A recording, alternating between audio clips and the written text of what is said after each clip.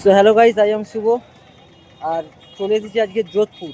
আর যোধপুরে এসে দেখছি যে রাজস্থানের কোথায় কোথায় কি ঘোরার জায়গা আছে। আর আমি নেটে সার্চ করে করে দেখলাম এখানে ঘন্টাঘর নামে একটা জায়গা আছে, খুবই সুন্দর জায়গা। তো এখানে এত নয়েজ আসছে, কিছু করার নেই, তাও আমি জোরে জোরে বলছি। আর এখানের ভিউটা দেখো কত সুন্দর, ঘন্টাঘরের এই ওয়াচ টাওয়ারের উপর এত মানে উঠে গেছি। আর এই যে টিকিট টিকিট কেটে নিয়েছি 25 টাকা করে। আর কত সুন্দর পুরো গোটা মোটামুটি আশপাশের যোধপুর শহরটাকে পুরো দেখা যাচ্ছে ভালো মতন, এত সুন্দর ভিউ।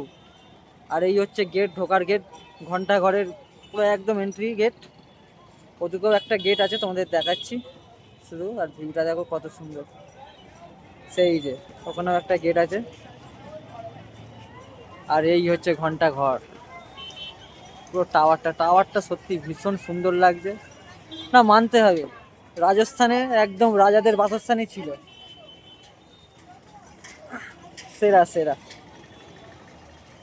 আর এই যে আমার পার্টনার আজকে, ছোট ভাই, অনেক রিকোয়েস্ট করে এনেছি, ঘুরতে আসার পার্টনার পাই না, তো তাও আজকে বিকেলের পরে একটু ফ্রি হয়ে বার হলাম। দিনের বেলা তো বার হতে পারতাম, এত গরম রাজস্থানে অসম্ভব। ওকে, টাটা। আমি তোমার ছোট ভাই, পার্টনার না। ঠিক আছে, ছোট ভাই।